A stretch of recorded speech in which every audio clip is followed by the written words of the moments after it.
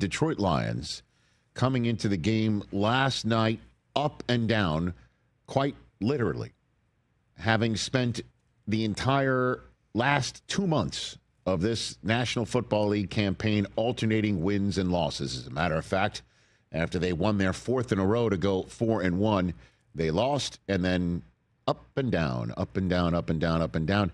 And the question was, could they somehow get back up from a Thanksgiving loss to Green Bay and losing Amon-Ra St. Brown in the process, with him getting bageled because he got injured and was knocked out for the entirety of the game.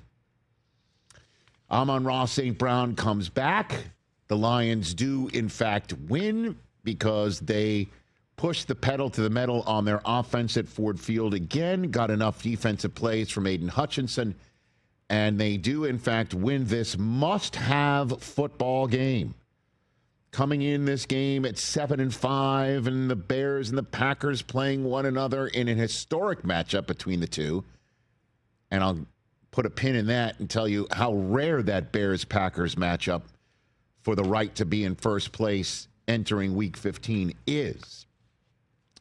But at the end of the day, Lions fans, at least you had overnight to be overjoyed about what happened before having a potential sense of dread land again, despite the celebration that we're showing on the screen right here. Brian Branch, their outstanding defensive player, a linchpin for this team, is out for the season with an Achilles injury. Oh.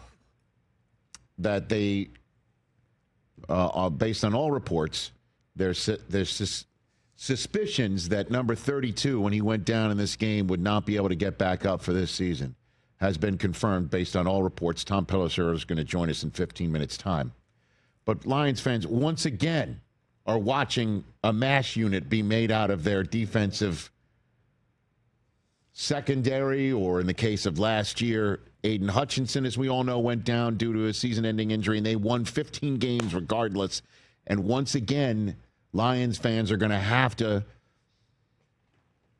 trust Dan Campbell's ability to coach the team up and trust this room's ability to pull together and win football games and bring hope and, heaven forbid, a trophy and a parade to Detroit, Michigan.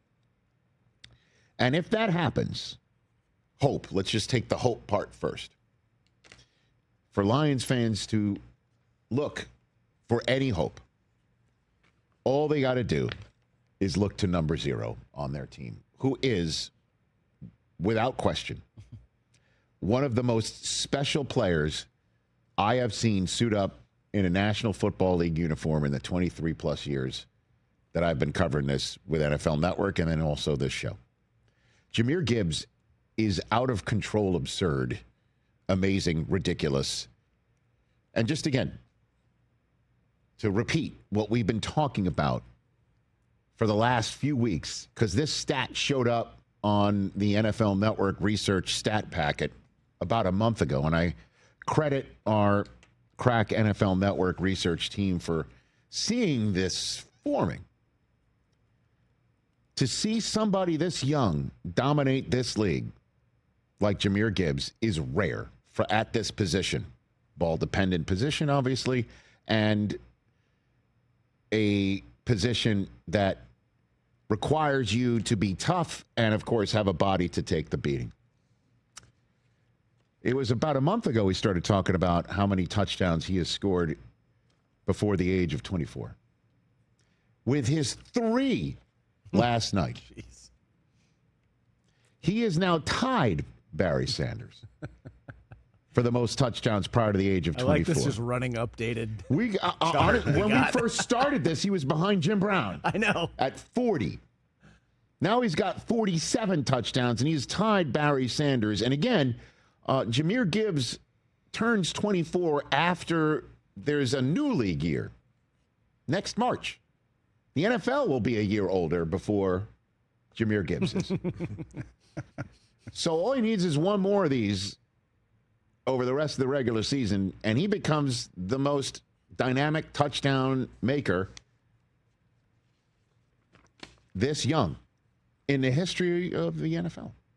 It's absurd what he's doing in a town that's seen Barry Sanders and obviously Mr. Sims before him. This is the way through. This kid. And, of course, there's a tremendous team around him. Jared Goff with 309 yards passing last night in his first 10 seasons of the National Football League. In the National Football League. Jared Goff now has 45 300-yard passing games. That's tied with Matt Ryan for the second most all-time, 5 behind Patrick Mahomes, who has 50 such games. That's how good Goff is. Amon-Ra comes back. Did it look like he wasn't at full speed? Man. Even though that was enough? Right? There were times where it's just like, he's just got a little hitch in his giddy up. Yeah, but I'll take that hitch. 92 receiving yards, 6 catches. He passed Michael Thomas for the most receptions by a player in their first 5 seasons in NFL history. Are you picking up what I'm putting down about how historically terrific in their own individual rights these players are on this Detroit offense? And then, of course, Knuckles scored 2.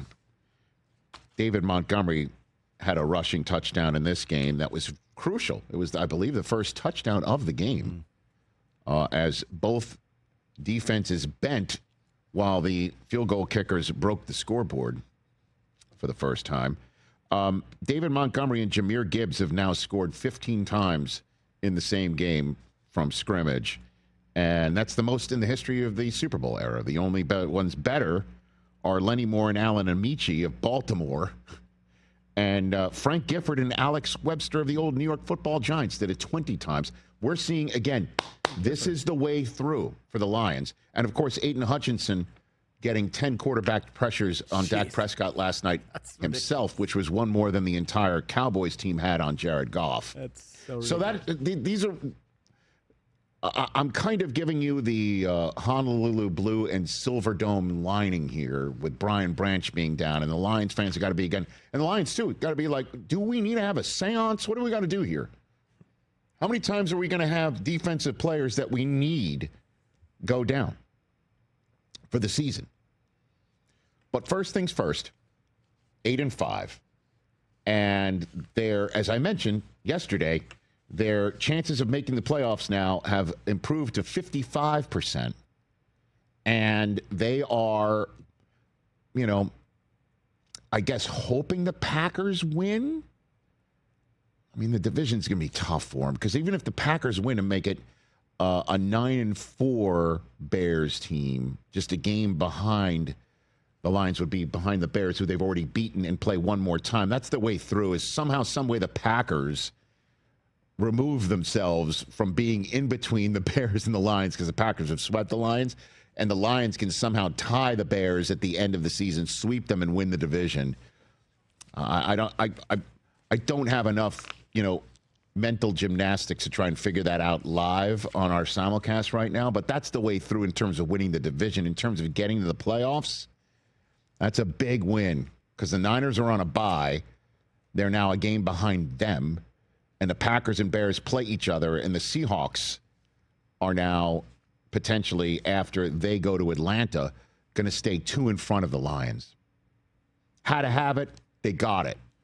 And once again, number 0 to the rescue. This kid is outrageously good. Dan Campbell talking about how they're seeing what's happening in front of them and adding yet more to his plate in the passing game. The more we give him and the more we work with him in practice, we just continue to try to, open his horizons and give him a little bit more. Man, he just grows. He gets better and better, and then he gets in the game, and the routes get crisper and crisper, and he just keeps going, man. There's just not a cap on this dude yet. Second player in NFL history joining Sean Alexander as the only player with 75 or more receiving yards and 3 rushing touchdowns in a primetime game. Doing it all. Unreal. 13th career game with multiple touchdowns scored. fourth game in his career with 3 or more touchdowns scored. He's tied for the most games with multiple touchdowns in the first 3 seasons of a career in a Super Bowl era. The only one who's gotten more in the history of the National Football League. I don't know if you got the old gen stat ready, but this is an old gen stat. Oh, yeah. Old gen stats. The only one with more in the history of the National Football League in the first 3 seasons of multiple touchdown games in the first 3 seasons of her career. Spec Sanders had 14 with the New York Yankees of the AAAFC. There you go. What? Yeah. Those are letters and words that are on this piece of paper. Good old Spec. Spec Sanders, everybody. That's the way through. Jahmyr Gibbs and more Jahmyr Gibbs. And this is not a fantasy thing. This is not. I mean, I'm sure he's winning people fantasy games and everything like that. Okay, that sounds like that's one of you right there, TJ. It's not a fantasy thing. This is the realistic aspect. The Lions have lost too many times right now, entering week 15 for them, to be thinking we're going to win the division again. Well, they can think it or to pull it off. And they've lost too many games to be in a playoff spot entering week 15. That's the problem for them. But Jahmyr Gibbs is the way through. And just to remind everybody once again here, because I can't quit things. You know, I think the word solid is an insult. Yeah. There are better superlatives. See right Jahmyr there. Gibbs, you know what? He had a solid game last night. See what I mean? Yeah, see, it works. No, it doesn't work. Amon-Ra St. Brown, solid in returning. You know what? Injured ankle. You know what? Now, Gibbs was more than solid, though. You know what? He was. I think you're getting it. The Lions are 100% still alive, despite everything that's going on. Because, in part, they've got a terrific coaching staff and a terrific quarterback, but an absolutely above average times 10 times solid times outstanding times remarkable times unprecedentedly terrific offensive player in Jahmyr Gibbs, who everybody was wondering back in the day, why are they drafting him? They traded up. Oh, yeah, what are they doing? Kind of early for him, Yeah, isn't it? 12th overall that's kind of early. a running back. No, he's a running back and a receiver, and 100%. You got to throw him in the mix of offensive player of the year right now too. He's doing. Well, and the number of people that I meet who are like, that's my favorite player in the NFL because he runs away from people. He's unbelievable. Very elusive in the open field. You think? Man, just You like think? it's like he's there Open and then he does a space. spin But they also run him inside too. They can tenderize that defensive line with him as well. tendernism. He's unreal. what did we say yesterday? He was like 20-1 for offensive player of the year. What's he now? He's now 10-1. Well, I mean, that's what happens when you come up with Yeah. a 3-touchdown performance with 7 catches for 77 yards Let's close the gap. and 12 touches for 43 yards and 3 touchdowns on the ground. Also, Spec Sanders was nice. Oh, yeah. He had 2 great years. His real name is Orban. Very good. Which is why he went by Spec. Yeah. He wore glasses, obviously, too. Oh, I like it. Probably so. Hey, you made it all the way to the end. Thanks for that. Check us out every single day streaming live on Disney Plus and the ESPN app 12 to 3 Eastern.